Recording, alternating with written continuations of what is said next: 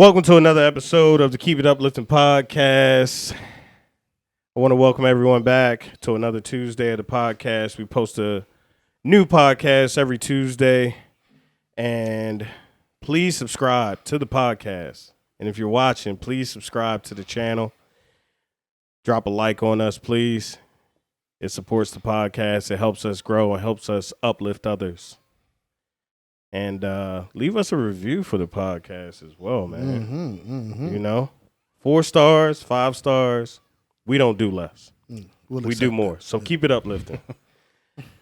And without further ado, I want to introduce my host, co-host, the man behind the camera. Talk to the people, man. What's up, folks? I appreciate y'all for the 4 or 5 stars, man. Appreciate y'all. And we got Will. We got Will back again, man. Yeah, I appreciate it, man. Thanks for having me. It's always a good time when I come on here. Yeah, man. So we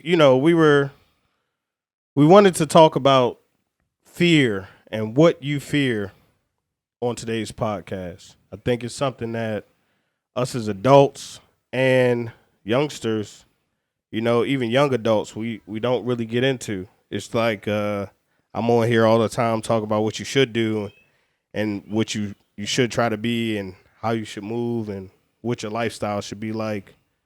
But I never really get into what I'm actually afraid of or what drives me. Yeah. Because sometimes fear could drive you. Yeah. You know? And I'm actually afraid to fail, man. I had a girlfriend, or I've had several girlfriends because I'm a boss.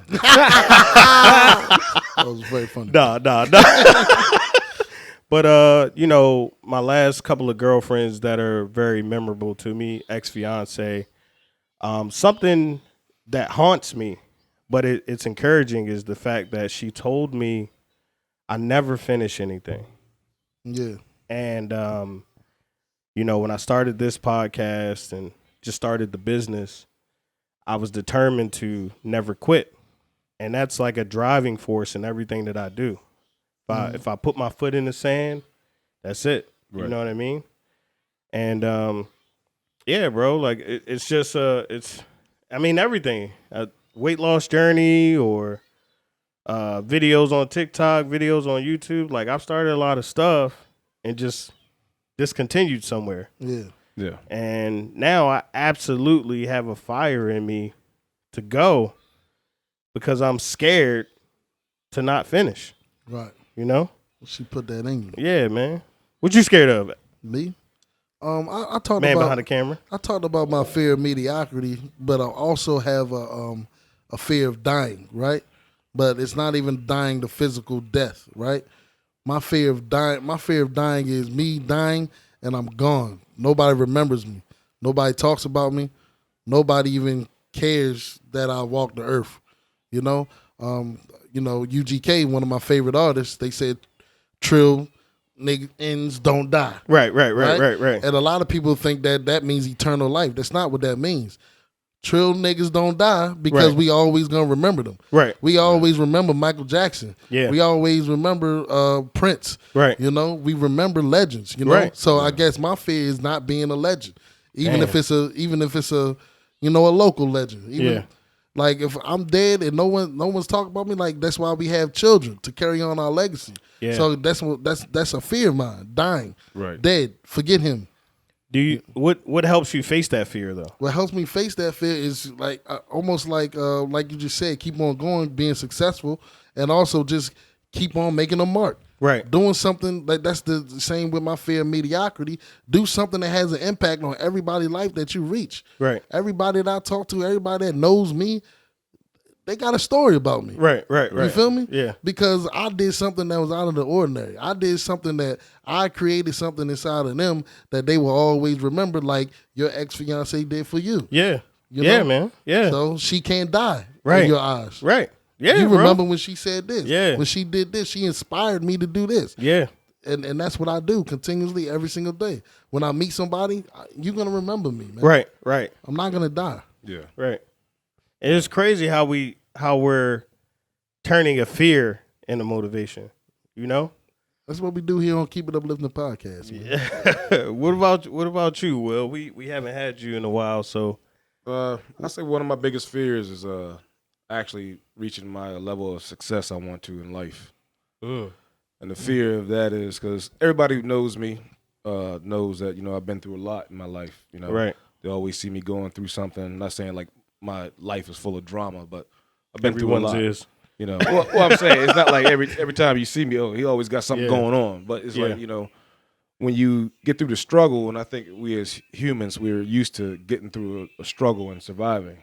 So when I actually get that chance to live and be at my level of success where I want to be, I fear I ain't gonna know how to handle it. Yeah. I'm gonna drop back down. You Yeah. know, as we see it as with a lot of ball players or entertainers, they get up to the top, and it's like, why you doing stupid stuff now? Yeah. It's like they don't know how to handle it. Okay. They don't know how to go to the next level, and I don't ever want to be that way. I want to be able to handle success and still live. That's crazy that you technically have a fear of winning because you could win too much. Yeah. Yeah. Right. I could win too much and be bored. And, I'm just like, and then start doing things that are out of character for you. Yeah. Well, you could Kanye West it. they said the money done changed you. I guess it did. Yeah. Right. Yeah. Right. But what is so scary about that though? Right? Like, what is so scary about me not finishing, you not being a legend, or you changing? Right? Like, some of these things may may benefit us in a certain way. Like, you may work so hard to have an impact that you may miss out on other things. Yeah. So you're working so hard at becoming a legend when you may have just been able to impact one person, but you were skipping over that person, Right. trying to do be too a much. legend, right? Yeah. Okay. Like, I think, facing the fear is a bigger thing than being aware. Facing the fear makes you aware of the fear, Right. and it allows you to do your best to combat it. Yeah. Right? Because, like, I'm afraid to stop, but there may be certain things that I just need to quit and give up on, right? Like, everything's not going to be successful. Yeah. That's So true. so you got to figure out where to draw the line in the sand. Yeah. You know what I mean? Yeah. You got to have a balance. Right. Like, you know what I mean? Fear does drive us to a certain extent, right? Right. But we have to have that balance and awareness. Yeah. Having a balance in everything you do in life is Exactly. good. But I mean, the fear is always going to be there. There's nothing that you can do to stop it. I mean, it's good for you to be aware of what you're afraid of and try to address it. Like you said, have a balance. But fear is always going to be there. It's always gonna be there. Like, just think about, look at relationships. Like, some people may want to get out of a relationship, but the fear of being uncomfortable keeps them in there. Or the fear of starting over. Same thing with your job. You may not like your job, but it pays the bills, but you can go to another job and still be happy, but the fear of leaving it keeps you in a bad situation. So you would say basically that there's positive fear and negative fear there, right? There is. There's always good. Positive fear. You can't be fearless. If you're fearless, something wrong with you. Yeah. Yeah. You're right. Fearless may be careless. I mean, there's a reason I don't run at night. I mean, not because I'm scared somebody going to mug me, but the possibility that I might have to do something, end up, defending myself. Yeah. I've heard that before, right? Like, you shouldn't be fearless. But I think being a person who fears things makes you fearless. Right? Or no, being aware of your fear. But go ahead. Yeah. Like, when you face your fear all the time, like, you're scared, Right. but you still go. Yeah. That's fearless to me. Yeah. Okay. You know what I mean? Right. Like, I always hear motivational speakers talk that bullshit. Like, you should be fearless, or you shouldn't be fearless. Like, you should be aware. Yeah. Maybe that's a better thing. You should be aware. And being aware creates that balance. Right. Because if you're just going into things fearless, it means you didn't think about anything. Right. Yes. Because exactly. anything you do, you have to think about the pros and cons. It's as simple as driving. Like, hey, let me check the traffic. Right. Right. But You I don't care about no traffic. Right. right. That ain't happening. Right. No, man, but a bigger thing that, we could talk about as well is awareness creates accountability. Yeah. Right? And yourself. like you said, he's talking about driving the car. Like, you know that driving your car at 100 miles per hour is dangerous. You don't have a lot of traction, right? So you know that you probably shouldn't do that, and you take into account that maybe I shouldn't be driving this fast. Like, let me slow down. It's raining outside, right? That makes you accountable, right? You know, and being aware of your fear actually creates an accountability when you're going into different situations. It definitely does, but let's talk about too. Why are we scared to talk about our fears? That's another fear. What are you talking about? People as a general or as men? As men, men. It's three men. Men here. is even bigger. Yeah, because with men is a bit of a difference than you talking about the general population. Because talking about our fear, well, as men, like us, we just said facing our fear makes us aware, makes us accountable. But we're scared to talk about it to face it. So, me as men, we as a whole, as men, we're scared to talk about our fears, right? Talking about our fear is a sign of weakness. Yeah. Well, that's what they say, but it's really not, you know. Like, there's been plenty of situations in my life where I've been scared. And I looked at the next person, I'm like, yeah, I'm scared too, man. But guess what? We got to do Suck this shit up. Suck it up, Buttercup. We have to get something accomplished. We don't have time to act in our fear. You have to either go with it or go against it. You don't have time to actually sit there and think about it. And that's a day-to-day life, you know. Every day I go into work, you know. I'll give an example. Like, when I first started dreaded my hair, that was a fear for me. Mm-hmm. You know, I don't work in corporate America, but I work, you know, with, you know, people that you know, come from corporate backgrounds. Yeah. Mm-hmm. I'm like, if I'm gonna walk in there, they're gonna think I'm a thug. I already got tattoos all over my arms. Right. You know? That was a fear of mine. I faced it. Yeah, it's been all good. I like how you put that. We don't have time to act in our fear. Yeah, that's a different level, big, bro. That's a different level, right? You either got to do it or you don't. Right, you can be scared, but you can't act in the fear. Yeah, you can't act scared. Yeah. Either you can say you scared and go on, or turn back around. I'm not gonna lie to you, man. I had a fear of getting my hair cut again. No, seriously, bro. I've been my hair's been getting thin. I don't know if it's stress. And you know, I was getting my hair cut somewhere, and I didn't like the cut. They weren't horrible, but I just wasn't liking the way my hair was coming out. Right. And so I've been wearing a hat looking scruffy for like the last month because I was afraid to get my hair cut by somebody else because I was, you know, I thought about it today, and as I'm driving over there, I'm like, why am I scared to get my hair cut?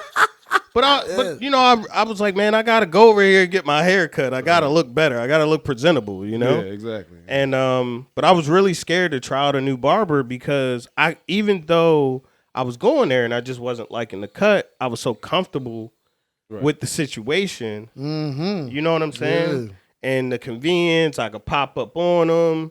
You know, I don't gotta tell them what I want. I don't gotta tell them how to do it. But apparently I did, you know, But seriously, man, so I'm here getting, even today, I had the appointment booked, and I still was like, man, let me just go out there and give him another shot, you know? And I feel like we do that in life sometimes. Yeah. Yeah. You know, like we give things another shot when we shouldn't. You know what I mean? Sometimes it works out, sometimes it doesn't. Yeah, yeah.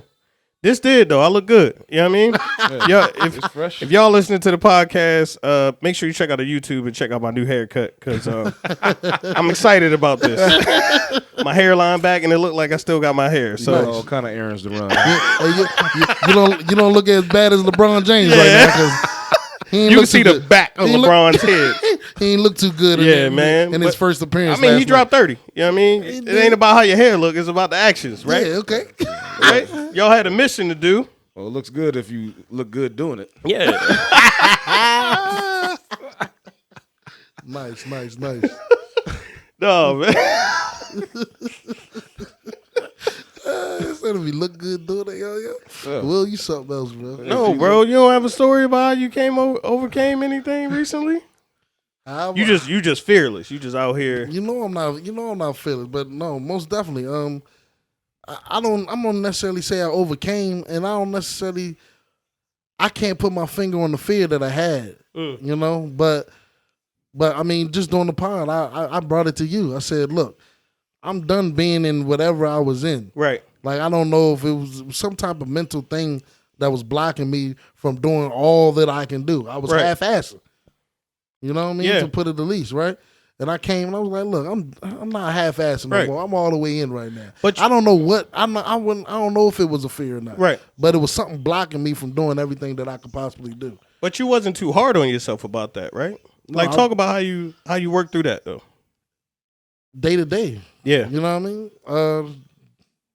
Just simple, day to day. Every day trying to do something extra or just doing more research on certain things, because I'm talking about working on the pod right now. Right. So it's like, yo, what can I can do something to do this better and do, you know what I mean? But it wasn't all at once. No, it was not at all. It's always steps. It's always steps. But I think the steps to it for me is like not going back into not going, because I was suffering mentally. Yeah. You know what I mean? This is going even further back. Right. You know, and then I felt like I overcame that, but I got back into that mental instability. Yeah. You know?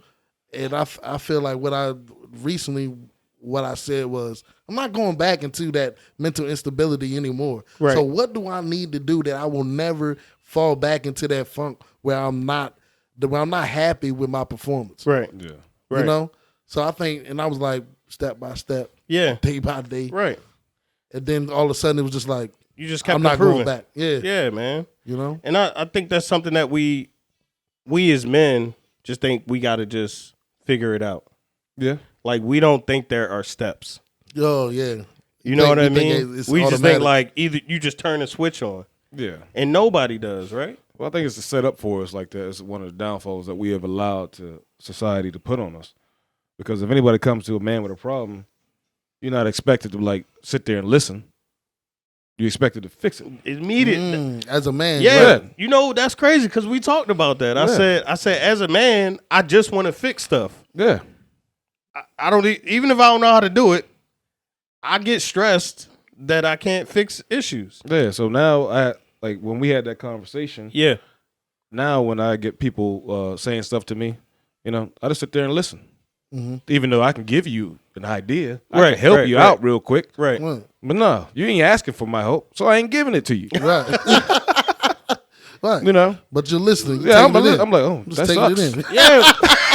Yeah, but that allows you to carry less of a burden. Yeah, and it allows me to have peace. Right. Which every man wants. Yes. And it allows me to be grateful of myself, because now if I help you and you ain't asked for it, I'll be like, so you ain't gonna say thank you? Right. Yeah. Right. Now you upset. Right. Right.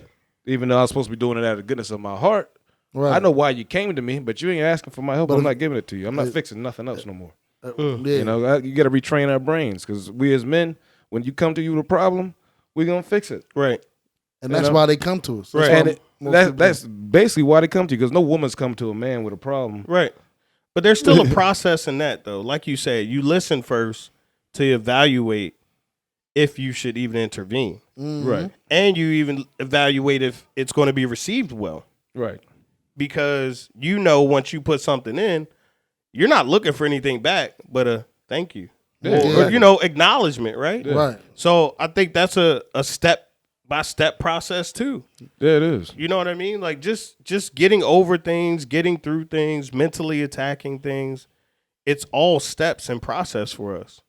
And I feel like that's something that we don't think about either. Yeah. You know what I mean? Everything is a process. Everything is a process. Getting over your fears is a process. Yes, it is. Right? Put the work in, step by step, and just get over it, man. Get past it and win.